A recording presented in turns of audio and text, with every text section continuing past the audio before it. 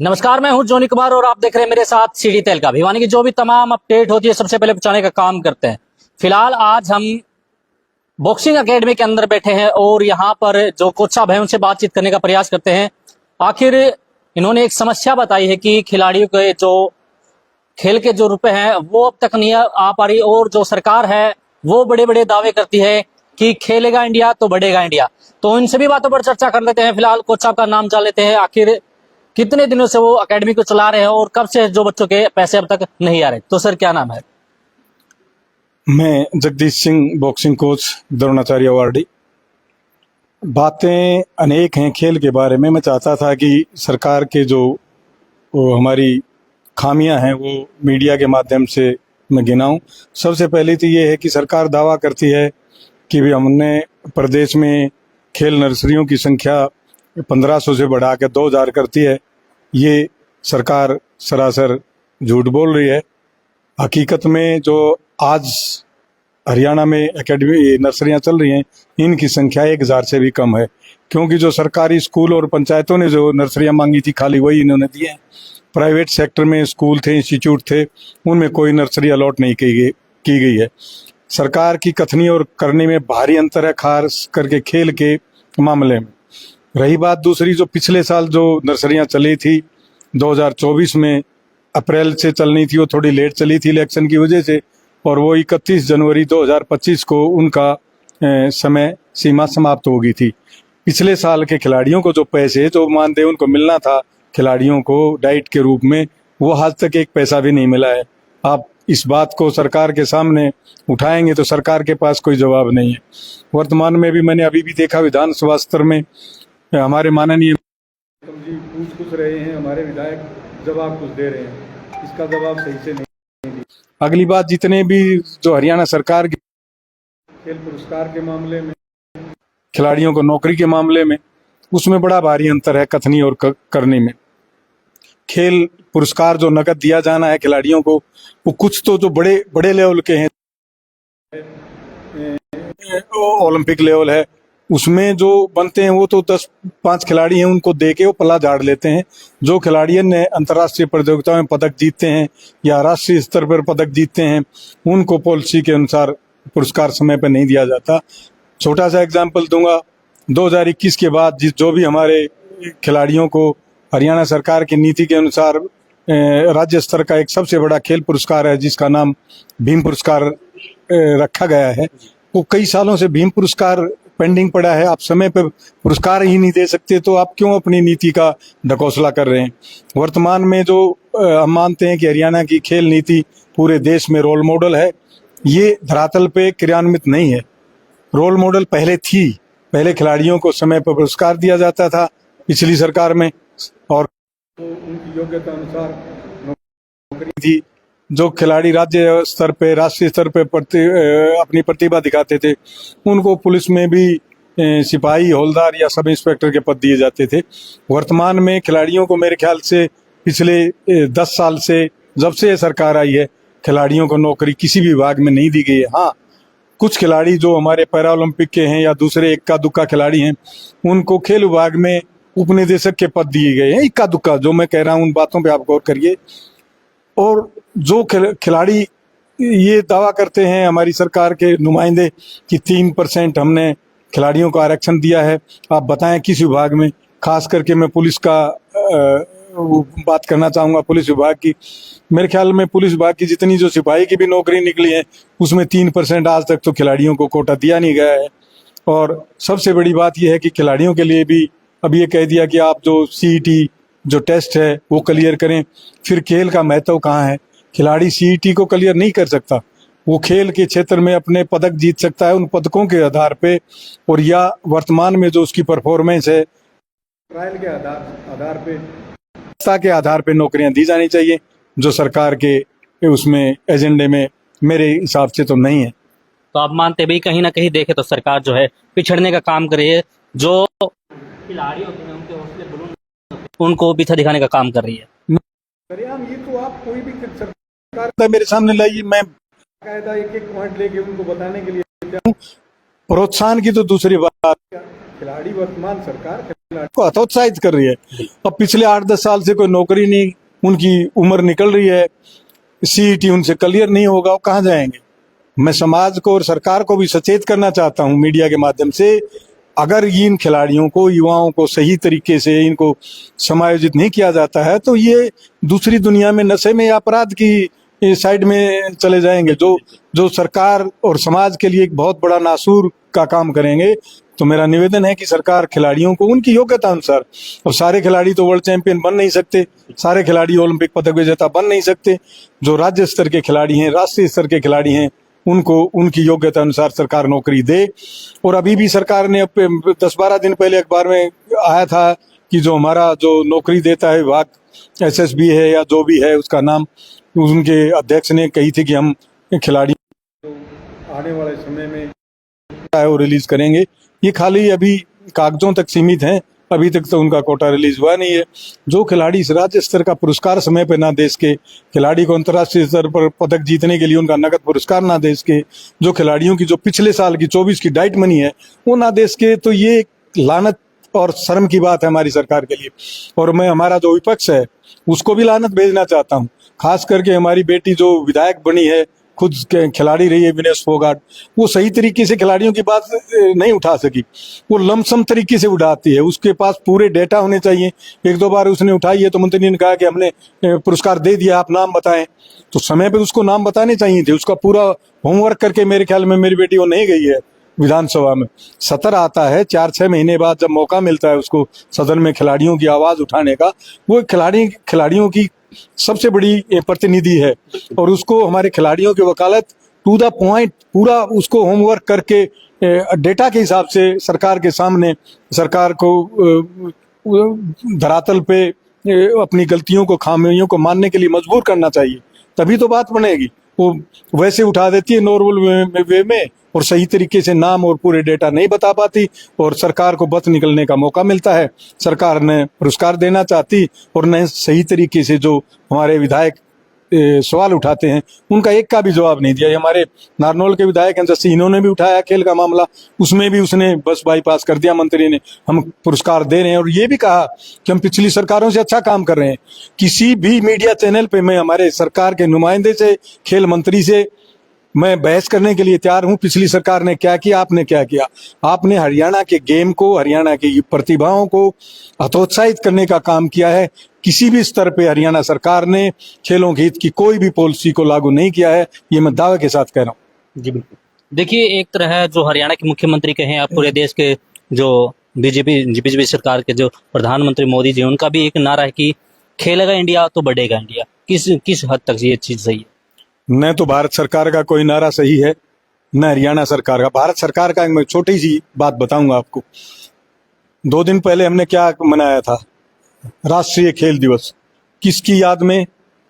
हमारे देश के महानतम खिलाड़ी ध्यानचंद की याद में हमने मनाया। और इस दिवस को मनाने के लिए पिछली सरकारों ने एक नीति बनाई थी कि राष्ट्रीय स्तर पर जितने भी खेल पुरस्कार दिए जाएंगे वो ध्यानचंद जी का जो जन्म है 29 अगस्त को दिए जाएंगे।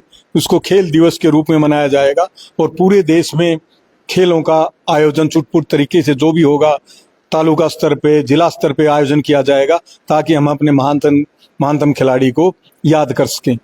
वर्तमान सरकार ने क्या किया? 29 अगस्त को जो पुरस्कार मिलते थे वो पुरस्कार देने ही बंद कर दिए। उनके जो समय है या जो तिथि निर्धारित की गई थी 29 अगस्त, उसको आगे पीछे करके अभी इस साल तो जनवरी में दिए गए थे, 7 या 9 जनवरी को, मुझे अच्छी तरह से याद नहीं, इसमें से एक डेट थी। तो उसका महत्व घटाया है उन्होंने। हमारे जो ध्यानचंद जी हैं उनके सम्मान को कम किया है वर्तमान सरकार ने, और ये दावा करती है कि हमने खेल और खिलाड़ियों को बढ़ावा दिया है। और अगली बात बताऊं, पीछे से हमने देखा कि भारत रत्न रेवड़ियों की तरह बट रहे थे, चाहे उसमें दूसरे सामाजिक कार्यकर्ता या हमारे वैज्ञानिक हों, चाहे राजनेता हों।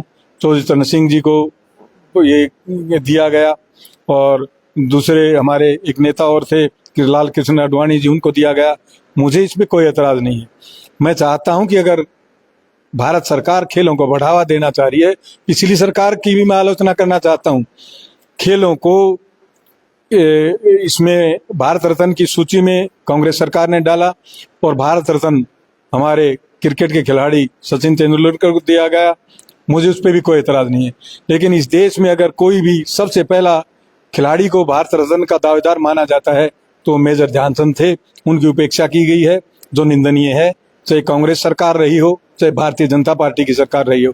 इन्होंने हमारे जो खेल के सबसे बड़े प्रतीक हैं हिंदुस्तान के, जिन्होंने 3 ओलंपिक 2028 और 1928, 1932 और 1936 में देश के लिए ओलंपिक में स्वर्ण पदक जीतने में जिनका योगदान रहा है और जिनको हॉकी का जादूगर कहा गया है, उनकी अवहेलना कांग्रेस सरकार ने भी की है। और वर्तमान सरकार ने तो उनके जन्मदिवस पर जो पुरस्कार दिए जाते थे वो देने बंद करके उनके महत्व को और भी घटाया है। ये निंदनीय है, हम इसकी निंदा करते हैं। अगर बात करें तो आपकी एकेडमी में कितने बच्चे हैं उनको जो अभी तक जो है डाइट के लिए जो है सरकार के द्वारा कहीं हरियाणा सरकार के द्वारा जो प्रोत्साहन दे दिया जाता है, कितने बच्चे हैं? हमारी एकेडमी में 25 बच्चों को चुना गया था पिछले साल नर्सरी के लिए, जिसमें से एक बच्चा तो बीच में छोड़ गया था। 24 बच्चे थे जिनकी अटेंडेंस वगैरह हमने जनवरी में लास्ट दिन हम पिछले सेशन खत्म हुआ तब दे दी थी। आज तक इनके खाते में एक पैसा भी नहीं आया है। ये खिलाड़ी आपके पास बैठे हैं, आप इनसे इस बात की तस्दीक कर सकते हैं। बिल्कुल। तो देखिए, नाम बताइए क्या आप? मेरा नाम दिव्या है। दिव्या जी कहाँ से है? मैं भिवानी से ही हूँ। कौन सा गेम करते हैं? बॉक्सिंग करते हैं। बॉक्सिंग। तो जो खेलों के रुपए आने थे या सरकार के द्वारा दिए जाने थे, कितने पैसे हैं आपके अकाउंट? अभी तक तो नहीं आए, बस एक ही बार आए थे। एक ही बार है। कितने दिन? वो 2023 के आए थे, 4000 आए थे। तो फिर जो डाइट का जो खाना पीना होता है आपको कैसा किस तरह से करते हो? सर देते हैं हमको डाइट। अच्छा, खुद सर देते हैं? हाँ जी। सरकार के द्वारा कुछ भी नहीं? नहीं। जी, आपका क्या नाम, क्या कहना चाहेंगे? मेरा नाम नीलाक्षी है और मैं बॉक्सिंग खेल रही हूँ, लेकिन पिछली साल तो आए थे, 6000 आए थे, क्योंकि अब की बात तो आई नहीं। मैं तो मतलब बाहर रहते हूँ तो मेरे पापा कर लेते हैं, बाकी अगर जो यहाँ रहते हैं उनको कम से कम आने चाहिए थे, इसलिए। तो सरकार को क्या कहना चाहिए, जो हरियाणा सरकार? ये है कि सबके पैसे तो देने चाहिए, क्यों? अगर डाइट ही नहीं होगी, स्पोर्ट्स के साथ डाइट बहुत जरूरी है। स्पोर्ट्स अगर जितना बच्चा खेलता है ना उससे ज्यादा तो डाइट ज्यादा जरूरी है, तो उसके कम से कम पैसे तो देने चाहिए डाइट के। तो जी मैडम, क्या नाम सर आपका? हिमांशी। हिमांशु जी, क्या कहना चाहेंगे? मतलब डाइट देनी चाहिए, इनको पैसे देने चाहिए ताकि बच्चे अपनी डाइट पूरी कर सके। नर्सरी के पैसे पिछले साल आए थे, उसके अलावा भी नहीं आए। अच्छा सर, जो आप बता रहे हो कुछ बच्चे कह रहे हैं कि भाई उनके जो पैसे हैं 1 साल पहले आए थे, तो वो कौन सी ईयर के पैसे थे और कैसे उन्होंने? वो जो 2024 की नर्सरी के पैसे थे डाइट मनी, जो ये 1500 और 2000 रुपए मिलते थे, अभी इन्होंने कहा कि हम 1500 के 2000 कर दिए, 2000 के हमने 2500 कर दिए बढ़ा के, और नर्सरियों की संख्या 1500 से बढ़ा के 2000 कर दी। न तो नर्सरियों की संख्या इनकी सही है, नर्सरियां अभी 1000 से कम हैं, और न ही इनका डाइट मनी। जब आप 1500 से 2000 करते हैं, 2000 से 2500 करते हैं, जब आपको पैसे देने ही नहीं है तो कितने ही कर सकते हैं। झूठ बोलने का कोई सीमा नहीं, आप कितना ही कर दें, 5000 कर दें, 10000 कर दें, जब पैसे दे ही नहीं रहे आप और झूठ धड़ल्ले से बोल रहे हैं।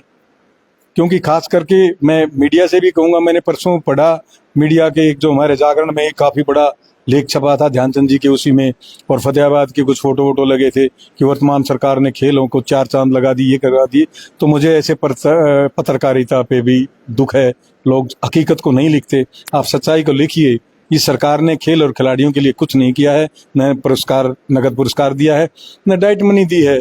और खेलों का तो आप जो ग्रामीण स्तर पे हमारे मिनी स्टेडियम है उनकी जाके आप हालत देखें। एक छोटा सा एग्जाम्पल बताऊंगा, भिवानी वाला स्टेडियम देखो ना, हमारे सीएम साहब आए थे यहाँ, सीएम का प्रोग्राम किसी भी दूसरे मैदान में हो सकता था। ये हमारे जो क्लब बन रही है, ये मेला ग्राउंड है, यहाँ हो सकता था। स्टेडियम में उनका प्रोग्राम किया गया और उसमें कंक्रीट ये 1 इंची रोडे डाल के, ऊपर बालू डाल के सारे स्टेडियम का सत्यानाश कर दिया। चलो भाई, सरकार है, हमारे मुख्यमंत्री हैं, कर लें आप, कोई बात नहीं, हमें इस पर कोई एतराज नहीं है। लेकिन आपके फंक्शन के बाद आप उस ट्रैक को ठीक तो करवा सकते हैं। हमने जो समाधान शिविर है, मैंने खुद जाके उसमें एडीसी साहब से रिक्वेस्ट की, उसने कहा कि हमने तो एसडीएम को बोल दिया था, अब तक नहीं हुआ है। मैंने कहा साहब नहीं हुआ है। उसके बाद थोड़ी सी कार्रवाई हुई, मशीन से जो मिट्टी हटानी थी वो तो उन्होंने हटा दी, लेकिन उसका जो लेवल सही नहीं किया, उसकी लेवलिंग जो की जानी थी वो स्टेडियम की अब भी नहीं है, जिसमें हजारों खिलाड़ी ट्रेनिंग करते हैं और ये जिला स्तर का डिस्ट्रिक्ट हेडक्वार्टर का हमारा स्टेडियम है, आप इसकी हालत देख लें। और आप स्टेडियम में जाके, अभी एक अखबार में तो लिखा था उसने, तो पत्रकार को मैं उसको साधुवाद देता हूँ। आप टॉयलेट देखिए भीम स्टेडियम भिवानी में, पानी के ड्रिंकिंग वाटर की सुविधा देखिए, कुछ नहीं है। सबसे पहली तो पीने का पानी साफ हो, सबसे दूसरी बात जो आती है खिलाड़ियों के लिए टॉयलेट, और आप उसमें टॉयलेट जिस रूम में है उसमें टॉयलेट के पास क्या आप रूम में नहीं घुस सकते? और जिला खेल अधिकारी को इन बातों पे संज्ञान लेना चाहिए, लोकल एडमिनिस्ट्रेशन को संज्ञान लेना चाहिए। इतनी बदबू आती है, खास करके हमारी बेटियों के लिए, वो उसमें टॉयलेट में या बाथरूम में घुस ही नहीं सकती, इनके लिए बड़ी समस्या होती है। जो जेंट्स होते हैं, जो पुरुष खिलाड़ी हैं, वो तो दूसरे जाके इधर उधर भी पेशाब वगैरह कर लेते हैं। हमारी बेटियां इधर उधर घूमती रहती हैं पेट पकड़े, उनको बाथरूम में जाने के लिए सुविधा नहीं है और कोई भी इसके ऊपर ध्यान नहीं दे रहा है। और खेल मैदान तो फिर तीसरी उसमें आते हैं, हमारे मैदान भी टूटे फूटे पड़े हैं। ये तो अभी 2-3 दिन पहले तो आया था एक पत्रकार ने मेंशन किया था कि भिवानी की जो खेल सुविधाएं हैं उनमें ये त्रुटियां हैं, ग्राउंड टूटे पड़े हैं, बाथरूम भी सही नहीं है। तो हम उन पत्रकारों को धन्यवाद देते हैं कि हमारी समस्याओं को आपने सरकार के सामने, समाज के सामने उठाया। बिल्कुल। तो देखिए, जिस प्रकार से जगदीश कोच ने बताया कि खिलाड़ियों के लिए जो डाइट प्लान आता है सरकार के द्वारा, वो बिल्कुल भी ठीक नहीं है। क्योंकि आपको बताना चाहूँगा कि जिस प्रकार से सरकार कह रही कि खेलेगा इंडिया तो बढ़ेगा इंडिया, तो बिल्कुल ये चीज़ें अगर आप ग्राउंड जीरो पर जाके देखेंगे तो वही बिल्कुल भी नहीं है। क्योंकि अगर खिलाड़ियों से बातचीत करने की कोशिश करें तो खिलाड़ियों का भी साफ तौर पर यह कहना है कि जो डाइट प्लान आता है या सरकार के द्वारा जो प्रोत्साहन खिलाड़ियों को दिया जाता है, वो प्रोत्साहन उनको एक बार भी नहीं मिला है। इसके साथ साथ जगदीश कोच ने बताया कि भिवानी का जो भीम स्टेडियम ग्राउंड है उसकी हालत बिल्कुल जर्जर हालत में हो चुकी है। क्योंकि जो महिला खिलाड़ी होती हैं उनको खेलने के बाद जो एक तरह से टॉयलेट वगैरह जाना आता है, तो उसकी भी व्यवस्था बिल्कुल ठप पड़ी है। क्योंकि हर इंसान कहीं ना कहीं जो है इस चीज़ में रहता है कि उसे अच्छी डाइट मिले, अच्छा जो है पोषण आहार मिले, जिसके चलते कि वो देश का नाम भी रोशन कर सके और आगे भी बढ़ सके।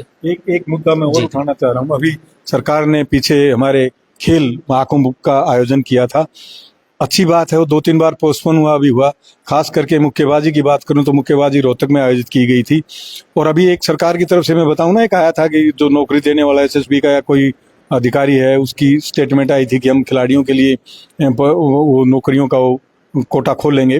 तो उसमें ग्रेडेशन बनता है, इसमें जो प्रदेश स्तर का जो महाकुंभ है, इसमें पदक विजेताओं को ग्रुप डी की नौकरी के लिए वो एलिजिबल हो जाते हैं।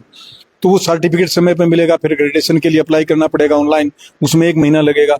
अब आज तक जो खिलाड़ियों के जो सर्टिफिकेट थे वो वितरित नहीं किए गए हैं। मैंने बार बार जिला खेल अधिकारी रोहतक से फोन किया, मैंने कहा भाई अब 3-4 साल बाद शायद ये सरकार ग्रुप डी की नौकरी के लिए वो निकालेगी, खिलाड़ी बेरोजगार हैं, उनको नौकरी की जरूरत है, आप ये सर्टिफिकेट समय पे दे दें।